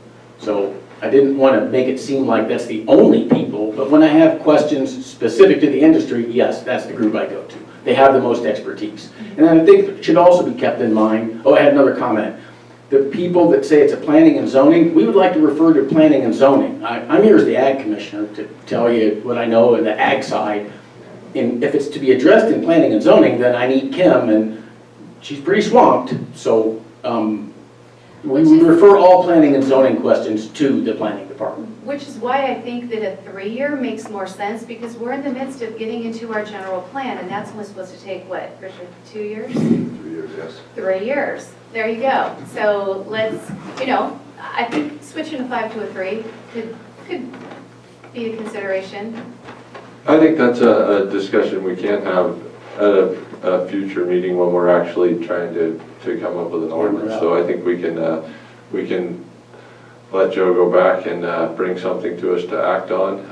I think that they have some direction. He has an idea where he needs to go with this, and I think we can move on to item 4.2. One more question. Okay. Go ahead. You first. Okay. Whatever it is that you create that's going to come back for discussion, is there any way to get that earlier than the Friday before the Tuesday? It depends on how soon it's into Novus and we get the agenda printed out. So looking at Emma, so it really depends on the entire staff of the county getting all their stuff in so Emma can finalize the agenda. Or whatever Friday it was going to be before that Tuesday that would be normal, that Friday, it could just not be on that agenda, it could be on 2 weeks. We do have a time crunch. When's the ordinance run out? May 19th. That was going to be my question. When it comes back to the next board meeting, is it coming back as its first reading or another discussion before its first reading? If it's another discussion, that'd be okay. Yeah, so if you want to bring it back, we'll probably have time to do one. I'm trying to do the math back. Yeah, that's it. Yes. Because we have to do reading, because we have to have 30 days, that takes us back to April 19th, if I believe. I think Margaret. So this has to be done on the first meeting of April. So we would, the first reading has to be done. So we would have our next meeting. We would have time to have one more. So we could have one more discussion on the 16th or 17th, whatever date that is. Does that work for you, Joe? Yes, and that's why we tried to get this, because we realized, hey, we can't, there's a specified time period that we have to be ready, and we don't want to, we made a mistake in the emergency ordinance previous because we did run out of time, so we didn't want to make that same mistake. So that's why it's here before you for discussion, and I'm clearly hearing a sunset date and incorporate the existing cannabis violations. I'll get with Kim to try to get into this.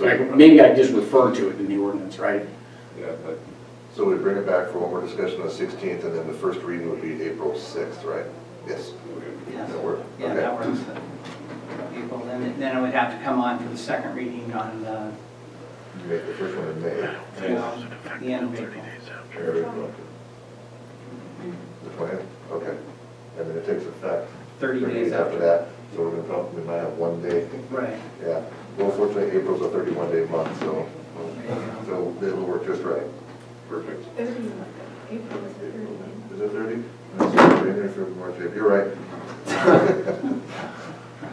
Okay, so are we done with item 4.1 now? I think we are. Thank you, folks. All right, so Good luck, Joe. Should Jeremy hear us out there in the foyer, or did he run away? I'm not sure. Yeah, you can just back on. Yeah. He's Yeah. back. Hear everything.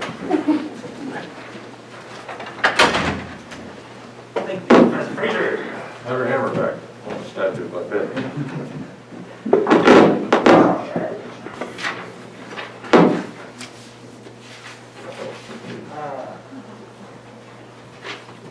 Item 4.2, Human Resources. Approve the job description, set the salary range, and add to the alphabetical listing of classifications a Chief Information and Social Media Officer at range D032 and allocate to the County Administrative Office, Information and Technology Division 1, Chief Information and Social Media Officer effective March 2nd, 2021. Approximate cost and salary and benefits per month for a Chief Information and Social Media Officer at A step is $10,951. Shelley, are you online? Yes, I am. Good morning. The County Administrative Office has requested creating a department head position for the Information and Technology Department. And once approved, their goal would be to separate IT from administration. The Chief Information and Social Media Officer would be responsible for managing all IT functions and operations, its staff, social media platforms consistent with overall county goals, IT-related assets. They would also be responsible for strategic planning as it relates to computer systems and the county's network and report to county CAO. This Chief Information and Social Media Officer would also investigate how the county can best use its technology and increase customer service throughout the county. This position would be responsible for building a digital and social platform to adjust the county's current operation model. Once we completed a successful recruitment and hired a director, the department would bring an agenda item to the board to move IT out of administration and into its own department. All right, thank you, Shelley. Are there any technical questions from the board, starting with Supervisor Frazier? Not yet. Supervisor Gogan? No. Supervisor Groves? No, Mr. Chair. And Supervisor Cox? I've got a couple technical questions, and I could be wrong, maybe they're not technical questions. Actually, I don't think they are technical questions, so I will wait until we discuss a little further. Is there any public comment on this item? Emma, anyone out there? I have no raised hands. Oh, I think we do. Oh, this is John Brower from Junction City. I'd like to comment. Please go ahead. Two things. One, that 120 grand a year. I don't know if the county really has 120 grand a year for an additional position like this at this time. I think that's something to consider when there's far higher priorities for county hiring right now. For instance, planning is down, remains down at a tiny little skeleton crew, and is many years behind on lots and lots of projects in addition to the cannabis chores. That might be another place to put those resources right now. Just a thought. Other than that, I do think it is a good idea for the county to communicate as best as they can and have an internet presence, but just some thoughts. Thank you. Any additional public comment, Emma? I have no raised hands and no chats on Zoom. All right.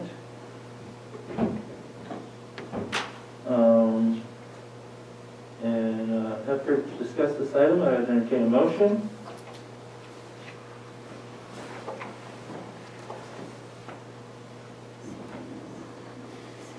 No motion? Well, I'll move to approve this item as presented. I'll second for discussion. All right, thank you. Now we have a first and second. So, Shelley, I've got a couple questions. So would this staff member report directly to CAO Coons then? Yes, they would, as a department head. Appointed department head. Okay. And as far as the details of defining overall county goals and defining the strategic plan or the strategic planning, is that something that they would do on their own independence, or would they be following direction from CAO Coons, or would the board be involved? Both. I don't believe that the board would be involved until they've done their planning, and then they would bring and present to the board. Okay. But they would still be working at direction of the board. If the board has a project or a census of something that would like to be done, this person would be taking direction both from myself and the board. Okay. And my personal thoughts on this are, as of now, CAO Coons is in charge of the IT department, and I think it would behoove us to help relieve them of that responsibility. Second of that, social media is the number one advertising and marketing out there these days, despite, you know, we may not like that, but that's just the facts. It's huge. Personally, I'm not on Facebook or Instagram. I got too overwhelmed by it, but for many people, it's the bread and butter of daily living and their decision making on where they travel. I think there's a wealth of knowledge that we could be, one, providing for the general public by utilizing the social media platforms, and also receiving a lot of comments and suggestions that we normally wouldn't from a much more diverse spectrum of residents and tourists and potential visitors than just from only locals. And maybe some people might not like that, but if we're trying to attract tourism and diversify our economy and things like that, really opening the door with social media, I think, would be enormously invaluable. And having someone who is really up to date and has that capacity and that drive, I think would be essential. To put the wrong person in that position would be, in my opinion, detrimental and an entire waste of money. So as for the comment about the money, you know, I think there could be an invaluable worth that we just don't have anything to compare it to yet because we've never done it. I've thought about having an Instagram for District 4 stuff, so I can post a rock slide or post an issue and get a bunch of public comments, but it's too daunting to me. And so I think it is a very practical decision to have this type of social media position in any current modern government, at least in the United States at this point, but I'd say anywhere in the world, this is where it's gone. That is about the only discussion stuff I can think of for myself. Any other supervisors want to entertain more discussion? I was wondering if Dr. Coons could perhaps, I hear your point on value. Is there any insight that you could offer to the public or just on the topic of budget itself? Well, concerning the budget, we actually budgeted for this position in hopes to create it in the 2021 year, so it's already budgeted, so no departments would be losing funding because it was approved in the 2021 budget. And regarding the position, what's really motivated this was we do not have a social media policy in Trinity County, and so what we're doing is we're trusting the integrity, which I do 100% of all our department heads to run their own social media, have a Facebook, Twitter, whatever the accounts are, without any checks or balances. None of that's going through administration, through IT. So I really feel that one of the first things this person should do is develop a social media policy for the county, so we're all on the same page and we're holding a standard. And that person would also monitor what's being put out there to make sure it's accurate and it's not putting the county any type of liability. Another phase of this position is as we learned with COVID, we are becoming a Zoom society, and we really had to do a lot of catching up to get ourselves in the position we are today, and we're still a little bit behind the ball, I believe, but we're making some real strides. This position would allow us to continue on that path and allow us to expand some of our employment, where we're finding that some positions that we are seeking, cannabis being one of them, with our environmental and the planning people we need, don't have to be in office or out in the fields. They are going to be doing nothing but looking at files, checking files, and okaying or denying. We could be doing that with people that may not live in this area that have those skills that often that we don't have in this area right now. We're looking at trying to hire several people in planning that are expert positions, and we just don't have those expertise in the area, let alone if they do move to the area, the housing for them. So we're going to have to just submit that someday some of our staff is not going to live in the immediate area, but we're going to get the experience from them. And I look at it that the county is a service provider, so we need to provide the best service. And it doesn't matter if the people providing the best service live in county or live in Omaha, as long as they're providing a quick and professional service to our community. So this position is going to be tasked with a lot of new innovative ideas and processes that we're just not capable of doing right now. And it'll also make it an attractive position on down the road as we have people retire to attract that type of expertise. Thank you, Dr. Coons. Any additional questions from the board? Supervisor Groves? Yeah,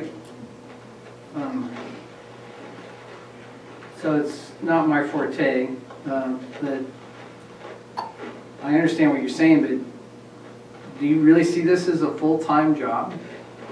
I mean, what you just described to me seems like a 6-month. Well, that's just the new additional tasks that this individual have besides running the department, maintaining our systems, which they're expanding tenfold. You can see how much we've expanded this system here. So they'll still be doing the same job that they're doing in addition to we're adding the increases. Like I said, right now I'm the IT director, and if I can't fix it by plugging and unplugging it, it's beyond my capability. So I really do think that the position will be able to give better direction to the county. So yes, I do see it as a full-time position because not only will they be doing these, they'll be doing the day-to-day remedies of our problems we have, and again making recommendations to how to improve our systems and doing the procurement of the purchasing. So there, yeah, I do. In short, yes, I do see it as a full-time position. Okay. In looking at the Chief Information and Social Media Officer definition and example of essential duties, is nice and detailed in there as far as the extensive, diverse requirements that this individual would need to display. Whoever wrote this up, I commend them. The nice level of detail put into all this stuff because it is such a new area, and as Keith mentioned, for some of us this is a very foreign concept, but I believe most other counties have had this position filled for a number of years. And would this also be used as for press releases and things like that, or is that separate? It would at least be the person would write the policy for the press releases, and yeah, for I imagine for board press releases it would go through the information officer, but primarily would have such policies for our press releases. And you know, I had some apprehension when I recommended this because I've been involved in other counties that IT was a department by department basis, and it worked. And as soon as you develop the IT department, it's like a cancer that starts growing. And next thing you know, in Shasta County, I think they went from each individual department to 75 staff in IT, and it's a big drain. So that's one thing we will take into consideration. I've been in other counties that IT just tends to get out of hand and start growing, and that was also the intention of this. This was to just keep us up with the technology, not to create a Skynet. Mm-hmm. Yeah, I'll add a lot of the technology out there will enable the ability to assess where essentially IP addresses that are looking into our social media stuff are coming from, and we'll have this level of data that we've never had, and that you would typically have to pay a third-person party to assess and acquire that data with a lot of surveys and everything. This is kind of a naturalized way of acquiring that data in real time, building employment opportunities in the county, and I guess we call it modernizing, maybe. I have a request. May I take a pause and ask Dr. Coons a question? Yeah, you want a 5-minute adjourn? Yeah. Yeah, we're going to adjourn for 5 minutes and resume here at 10:56.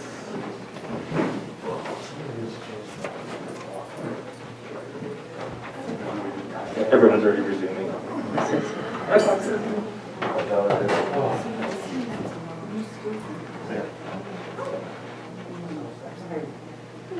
Good morning.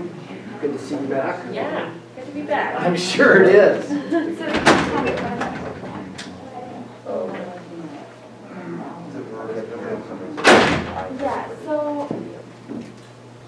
can, like, jump in. What's the fish been like out there?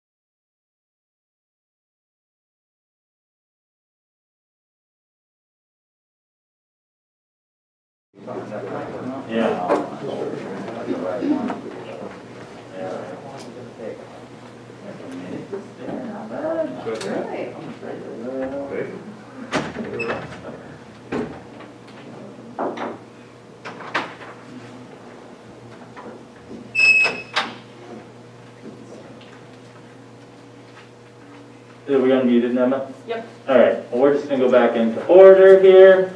Back into order, official, and Supervisor Cox. Okay, yeah, I'm just pleased to have Dr. Hughes bring a little more clarity. Awesome. Would you like me to explain what we talked about? Okay.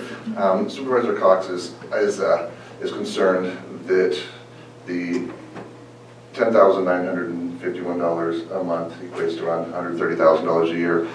And the information that's not in our board report is we believe in succession planning, and our code allows us to do internal recruitment. And that was our intention with this original recruitment, was to do an internal recruitment, which means if someone from the IT department receives this position, we would eliminate the position they're moving out of. So the county really only to recognize about a 5 to 10% overall increase in cost. Now, if we do the recruitment and we're not satisfied, then we'll bring it back to the board at that time and ask for an external recruitment and discuss budgeting at that time. But this time, our intention is to do an internal recruitment. Oh, thanks for that clarification. Are there any additional questions or comments from the board? Okay, hearing none, I would be open to a motion. We already have a motion and a second. Oh, okay, there we go. I apologize. Emma, we've got a motion and a second. Can you please pull the board? Yes, we have a motion by Supervisor Brown and a second by Supervisor Groves. Supervisor Groves, how do you vote? This is why I don't second things. Would you like me to repeat the motion? No. Okay. I will vote yes. Thank you. Supervisor Cox? Yes. Supervisor Gogan? Yes. Supervisor Frazier? Yes. Supervisor Brown, I skipped you, I'm sorry. It's okay, yes. Thank you. The item is approved unanimously. Thank you. All right. Well, thank you for your time there, Shelley. That is it for open session. We will go into closed session. And actually, before we do that, I need to report out on the last closed session. Please give me a moment to pull up that report. So, reporting out from the, Margaret, you may have to correct me, is this the February 1? No, that can be it. February 17th, February 17th closed session report out. Again, correct me if I'm wrong. Item 5.1, Government Code Section 54954.5C, Conference with Legal Counsel, existing litigation. Direction was given to negotiators with case Carlson et al. Trinity, Superior Court case number 20 CV 136. There was no reportable action on this item. For Trinity Action Association, Inc. versus Trinity, County of Trinity, County Superior Court Case 19 CV 001, there is no reportable action. Trinity County for Small Business versus County of Trinity, Superior Court Case 20 CV 106, no reportable action. And Trinity Institute for Permaculture Farming and Restorative Forestry LLC versus County of Trinity, no reportable action. Item 5.2, Government Code Section 54954.5B, Conference with Real Property Negotiators regarding APN number 014-180-28. Direction was given to negotiators. And lastly, item 5.3, Government Code Section 54954.5F, Conference with Labor Negotiators, Employee Organizations, Sheriff's Deputy Association, and more. Board appoints Sophia Meyer and Shelley Nelson as negotiators for county. That is our closed session from the February 17th meeting. We will now go into closed session for today's meeting. Item 5.1, Government Code Section 54954.5C, Conference with Legal Counsel, existing litigation. Number of cases, 1, Trinity Action Association, Inc. versus County of Trinity et al. Superior County Court, case number 19 CV 001. And item 5.2, Government Code Section 54954.5F, Conference with Labor Negotiator Counties Designated Representatives, Sophia Meyer and Shelley Nelson, Employee Organizations, Sheriff's Deputy Association, Probation Peace Officers Unit, and Skilled Trade Unit. That adjourns today's public meeting. Is there any public comment on that I apologize. item? Public comment on any closed session items can be brought forward now. I have no hands raised and no one has messaged me in chat. You do that. All right. We're good to go. Before we move on really quickly, I do have one question about a report out from the last closed session. Under the TAA versus Trinity, County of Trinity et al., it says no reportable action, when actually we did give direction to negotiators in the TAA lawsuit at our last meeting. Did we not? Margaret, you might want to answer that question. It is my recollection that the information we were presented with is essentially what we discussed. So there was no change in the activity, but like I said, correct me if I'm wrong. No, that is correct. Okay. All right. Any further questions? I don't think so. Okay. We'll go into closed session. Thank you very much. doing the Turn off your phone. Quit streaming. Yeah, sure.